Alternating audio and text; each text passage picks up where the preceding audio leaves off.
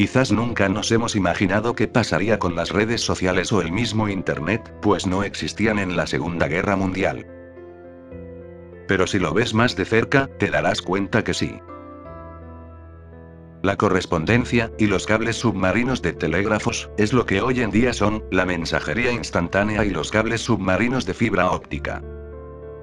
Lo impactante es que estos dos elementos fueron afectados en la Primera y Segunda Guerra Mundial. Esto nos hace pensar que en el caso hipotético de una tercera guerra mundial, las redes sociales podrían perder algunas funciones o podrían añadir otras que aún no hemos conocido. Antes de comenzar, les aviso que primero veremos los incidentes de la Primera y Segunda Guerra Mundial. Si quieren ver solo lo de la tercera, pueden ir al minuto que se muestra en pantalla. Bien. Entonces, comencemos. Primera Guerra Mundial. Los británicos hicieron su propia línea telegráfica, ya que pensaban que depender de otros cables era muy riesgoso en tiempos de guerra, pues los podían cortar.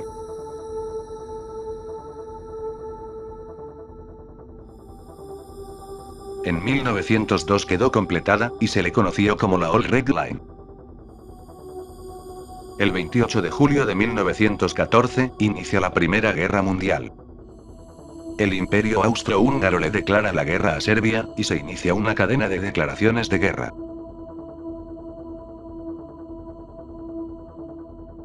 En este punto, Alemania le declara la guerra a Bélgica, ya que no dejaban pasar sus tropas hacia Francia. El Imperio Británico vio injusta esta decisión, y el 4 de agosto, le declara la guerra a Alemania. Lo primero que pensaron los británicos no fue enviar tropas, sino cortar los cables submarinos de Alemania. Los cables telegráficos que conectaban a Alemania con otros países eran estos.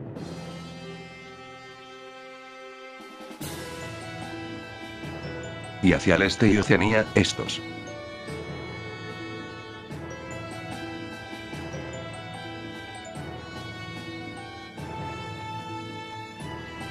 Este mismo 4 de agosto, los británicos fueron al Canal de la Mancha y con barcos de estaciones telegráficas cortaron todos los cables que conectaban a Alemania con otros países.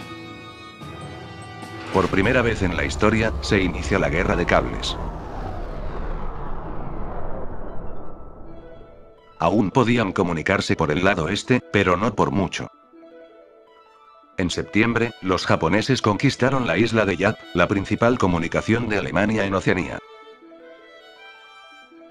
Esto dejó a Alemania sin la posibilidad de comunicarse al exterior. Los alemanes estaban enfurecidos, y planearon en hacerle lo mismo a la Old Red Line. En septiembre de 1914, los alemanes atacaron la estación telegráfica de la isla Fanning, y cortaron algunos cables submarinos.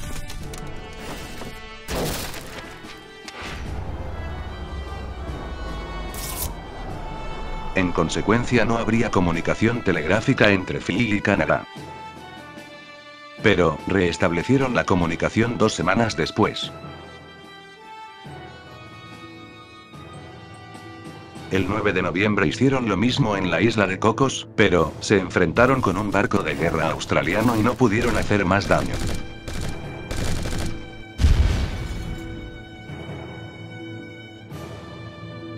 Además, fueron engañados porque habían cortado un cable falso que los mismos pobladores colocaron. El último corte de la guerra de cables fue en julio de 1915, entre las ciudades Northumberland en el Imperio Británico, y Arendal en Noruega. Aquí podemos ver la parte cortada del cable.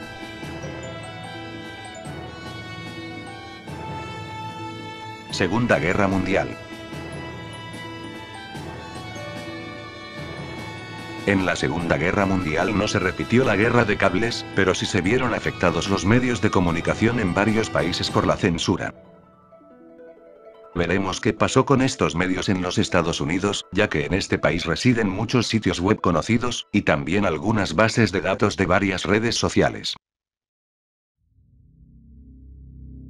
El 1 de septiembre de 1939, la Alemania nazi invade Polonia, marcando el inicio de la Segunda Guerra Mundial.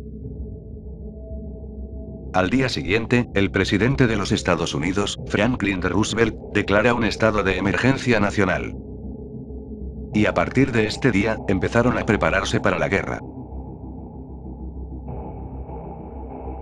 La Marina se encargaría de censurar cualquier cable de comunicación internacional, tanto alámbrica como inalámbrica.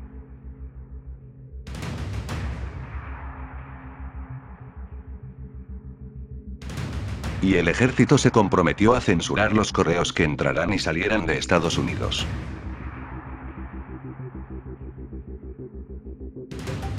Después, empezaron a ver los lugares donde colocarían las estaciones de censura de cables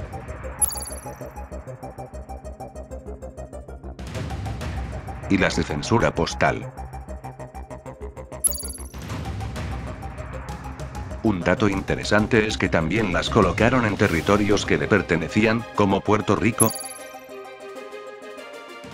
la zona del Canal de Panamá, Hawái, y por algunos años, Islandia.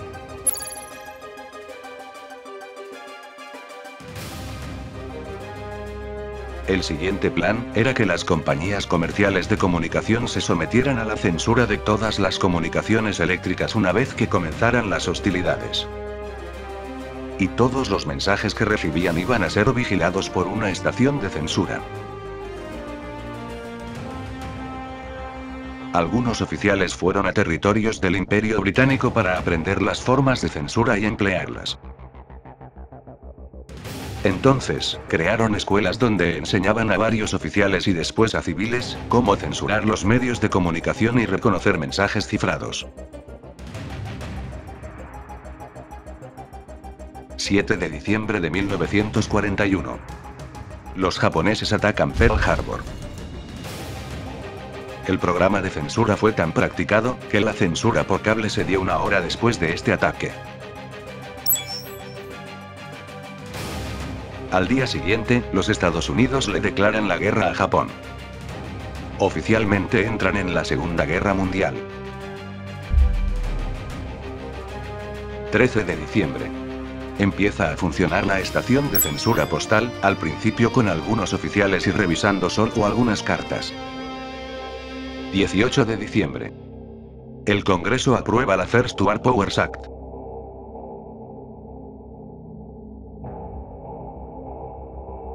En su sección 303, menciona que en la presente guerra, el presidente puede censurar bajo las reglas y regulaciones establecidas, las comunicaciones por correo, cable, radio, u otra forma de transmisión que pase entre los Estados Unidos y cualquier país extranjero que él especifique.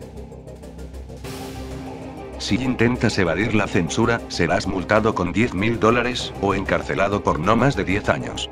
O ambas. Incluyendo oficiales o agentes de cualquier corporación.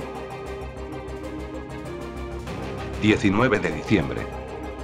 El presidente firma la Orden Ejecutiva 8985. De esta manera, la censura se aplica oficialmente con todas las comunicaciones.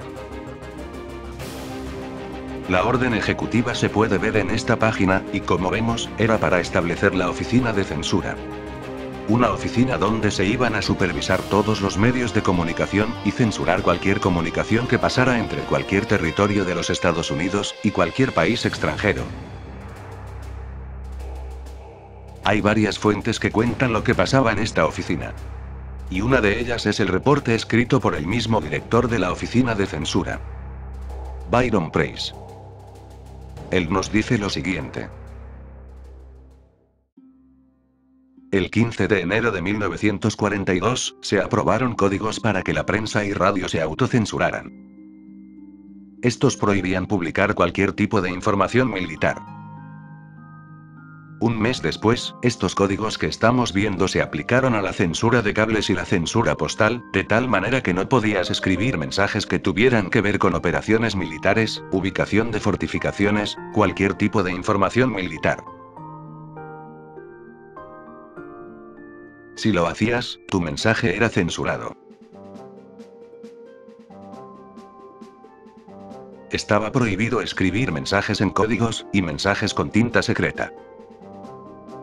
Ya sabemos lo que pasaba si lo intentabas.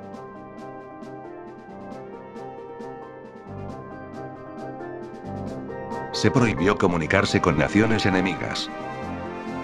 No podías escribir a estos países, ni recibir mensajes de ahí.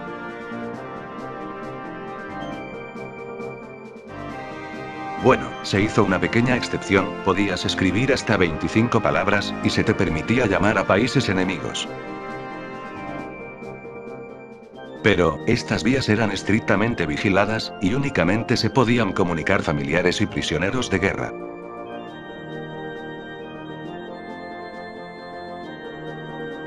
La Cruz Roja Americana enviaba estos mensajes, y aceptaron cooperar con el ejército para que también fueran censuradas en caso de ser usadas por algún enemigo.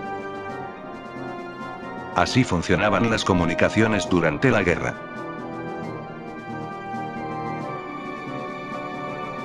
Hay más cosas que podemos encontrar en el reporte, como algunos casos que fueron censurados durante la guerra. Si quieren verlo, puedes ir al enlace que está en la descripción. 7 de mayo de 1945. Los alemanes se rinden. 15 de agosto. El Imperio de Japón también se rinde. Y por último, este mismo día, se declaran por terminadas todas las operaciones de las oficinas de censura. Y así, termina la censura en todo el país. El 2 de septiembre de 1945 termina la Segunda Guerra Mundial. Y unas semanas después el presidente Harry Truman firma la Orden Ejecutiva 9631, para desaparecer las oficinas de censura oficialmente.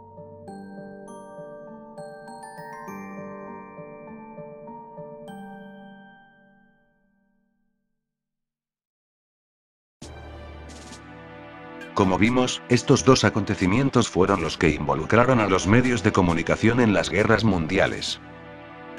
La pregunta es: ¿qué pasaría con el Internet si estos eventos se repiten en la Tercera Guerra Mundial? Pueden pasar varias cosas, pero les advierto que lo que verán ya es solo opinión. Estos documentos todavía existen, pero ambos están inactivos. Pues recordemos que fueron creados para usarse en tiempos de guerra. Esto nos hace pensar que si llega a ocurrir una tercera guerra mundial, estos documentos se podrían promulgar. Si pasa esto, regresarían las estaciones de censura que, como recordarás, censuraban todas las comunicaciones que pasarán entre Estados Unidos y cualquier otro país. Al principio, los afectados por estas leyes son los territorios de Estados Unidos. El problema ocurre cuando hablamos de Internet, pues muchos servidores de páginas web residen en ese país. Y como los servidores son un medio de transmisión de datos, podrían ser incluidos y en consecuencia, sujetos a la censura. Para entenderlo mejor, veremos cómo recibimos los datos de una nube, y por último, cómo afectarían estas leyes a los demás países que accedan a una nube ubicada en Estados Unidos. 1. Debes saber que una página web se guarda en un servidor web. En el caso de las redes sociales, usan el cloud hosting, o alojamiento en la nube, para almacenar todos tus archivos en varios servidores que se encuentran en diferentes partes del mundo. 2.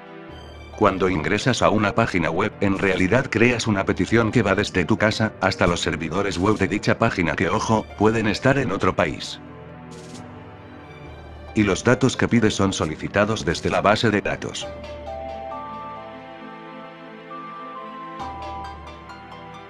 Para entenderlo mejor, veamos cómo es una nube ordinaria desde dentro.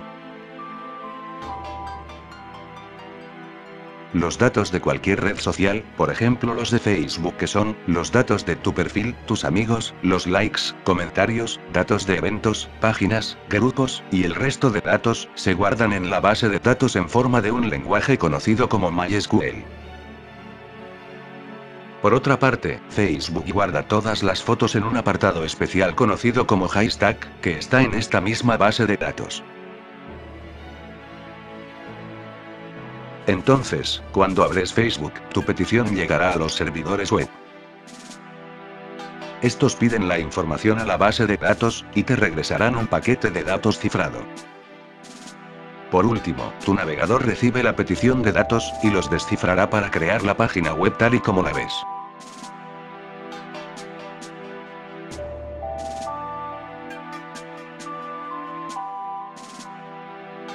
Y por último, 4. Estos servidores se encuentran en un centro de datos, que es una bodega enorme llena de muchos servidores, bases de datos, y computadoras. Los centros de datos pueden estar donde sea, y cada red social tiene uno o varios centros de datos. En esta breve animación vemos el recorrido de una petición de datos. Esta pasará por los proveedores de Internet locales y regionales de tu país. Irá por el backbone, que son las principales conexiones de Internet, y llegará a un proveedor de acceso a la red que está en otro país. Finalmente llegará a los servidores de Twitter en este ejemplo. Así es como llegan y regresan las peticiones en tan solo milisegundos.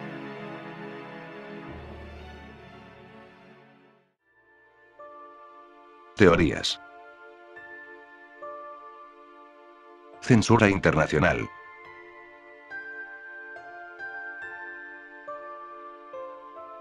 Durante la Segunda Guerra Mundial, los Estados Unidos prohibieron enviar mensajes a naciones enemigas y también recibir mensajes de estas naciones. Quizás varios piensen que los estadounidenses no podrán escribir a sus enemigos y viceversa, pero creo que el problema va más allá. El simple hecho de entrar a una página web consiste en la transmisión de datos de un país a otro. Y si vemos la orden ejecutiva 8985, esto estaba prohibido. Si esto es verdad, una orden ejecutiva parecida no solo les negaría a sus enemigos hablar con los estadounidenses, sino que también les negaría la entrega de datos de los servidores web que se encuentren en este país. Censura de mensajes. En la mensajería instantánea se haría algo parecido a lo que se hacía en las oficinas de censura postal. Y puede haber dos maneras de hacerlo. La primera sería con un filtro automático, el cual no permita palabras que tengan que ver con las reglas de censura.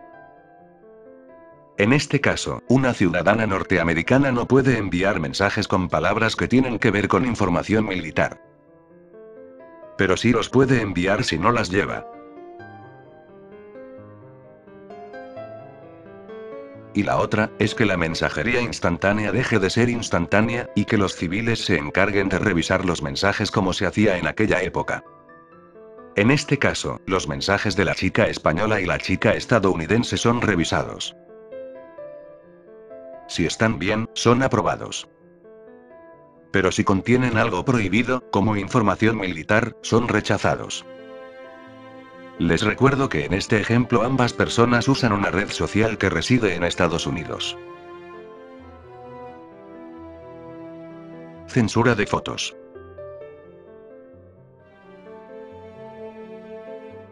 Las fotos enviadas y recibidas también eran revisadas con las mismas regulaciones. Cualquiera que tuviera información militar, era censurada. Y si era una foto normal, era aprobada. Regulaciones del Internet. En la Segunda Guerra Mundial, los ciudadanos debían seguir estas reglas y regulaciones de la oficina postal, y de las comunicaciones por cable. Básicamente, les decían qué se podía y no se podía hacer con estos medios.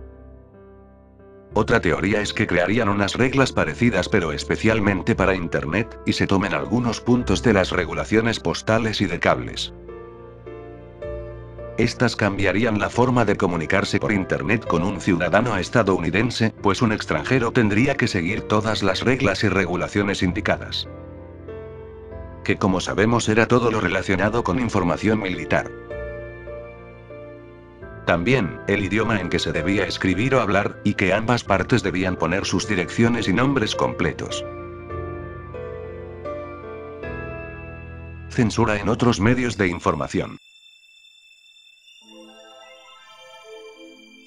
En ese tiempo era muy importante que la información no llegara a un enemigo, tanto que empezaron a prohibir los tableros de ajedrez de otros países en las oficinas postales por temor a que estos tuvieran algún significado oculto. Aquí podemos leerlo. Por más inocente que parezca, cualquier manera de comunicarse estaba en sus radares. ¿Creen que también consideren otras formas de comunicación como los emojis? Deja tu opinión en los comentarios. Censura voluntaria. Por último, era importante que las personas ayudaran a no dar información estratégica que pudiera ser de ayuda al enemigo.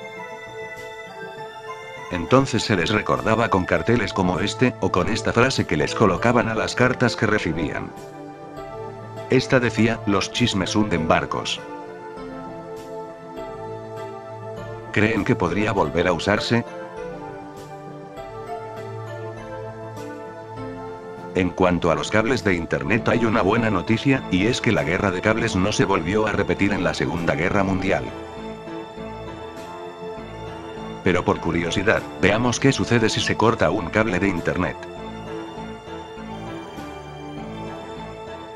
El 28 de marzo de 2011, en Tiflis, la capital de Georgia, una anciana que estaba buscando cobre cortó accidentalmente el cable de comunicaciones que va a Armenia.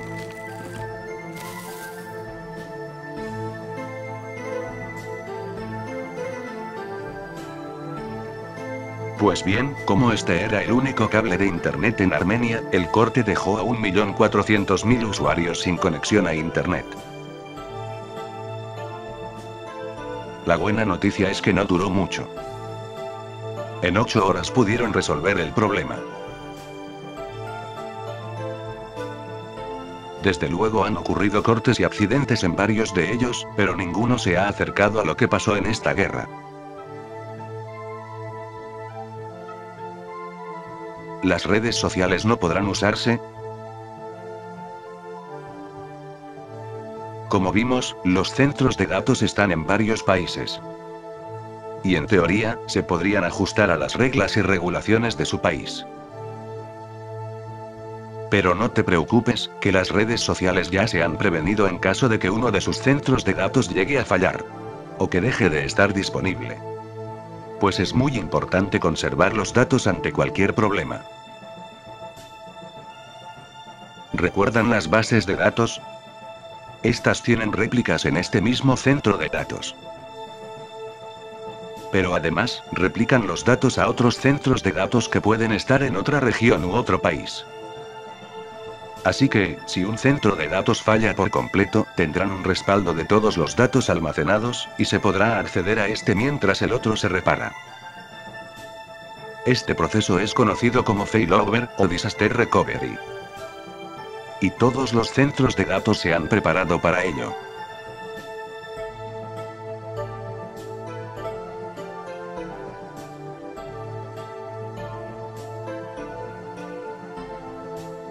Si aún tienen dudas, este señor que creó la arquitectura de Facebook, nos dice qué pasaría si uno de sus centros de datos deja de estar disponible. And we've chosen to use a shared nothing architecture. Comparing a shared nothing architecture is comparing an army of foot soldiers to a battleship. If you happen to take down the battleship, you've won the war.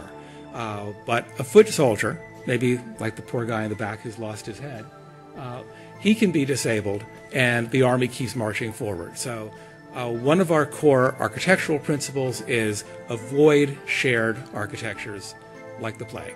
Try to keep everything independent, limit your failure domains to being a very small portion of the data. Sin embargo, aún queda una pregunta por responder, y esta tiene que ver con las redes de entrega de contenido. Mejor conocidas como CDN. Los CDN son una red de computadoras que tienen una copia de datos solicitados. Esta copia se guarda cuando una persona accede por primera vez a una página web. Cuando un usuario consulta el mismo contenido, no será necesario que vaya hasta el servidor de origen. En vez de eso, el CDN le entregará los datos mucho más rápido. En teoría, las leyes que mencionamos solo se aplicarían con los medios de comunicación que están dentro de Estados Unidos, pero no con los CDN, pues estos están en otros países. Entonces, si el servidor de origen es desactivado por las leyes de su país, ¿podremos acceder a las copias de los CDN?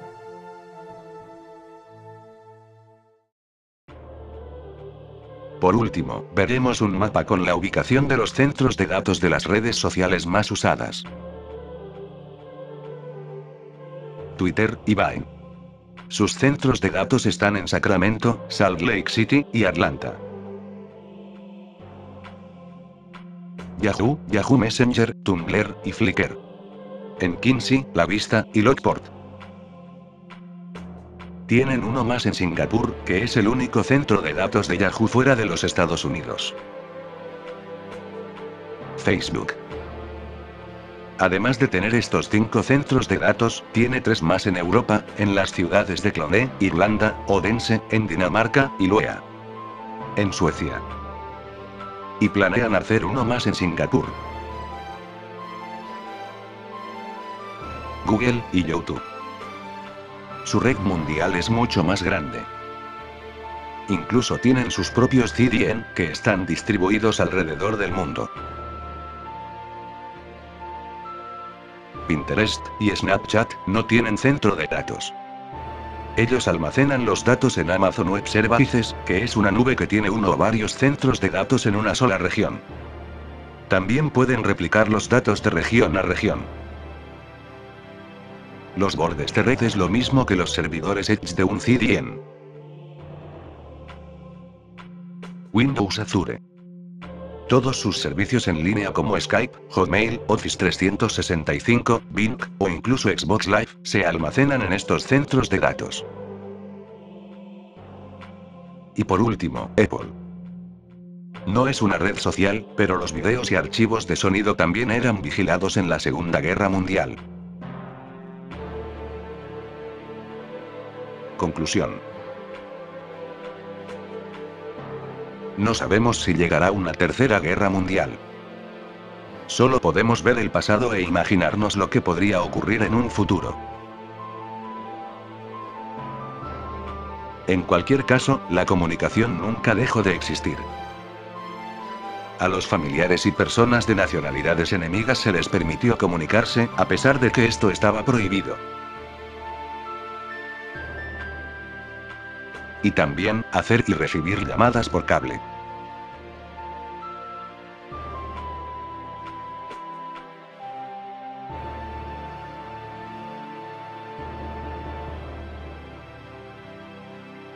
Hoy en día, estos medios que nos permiten comunicarnos, no están en un solo lugar como en aquel tiempo, sino alrededor del mundo. Por lo que podemos estar seguros de que siempre estaremos conectados. Puedes suscribirte para ser el primero en ver los vídeos del canal. Recuerda que el vídeo está hecho con varias opiniones, así que puedes comentar lo que piensas de este tema o si tienes otra teoría diferente. Espero que les haya gustado el vídeo, y quiero agradecerles a todas las personas que se preocuparon por ver un nuevo vídeo mientras estaba ausente. En verdad, ustedes me inspiran a subir contenido más seguido. Muchas gracias por preocuparse, les mando un saludo enorme a todos ustedes, y les prometo que el próximo vídeo lo verán muy pronto. Así que, cuídense, y nos veremos en el siguiente vídeo. Hasta pronto.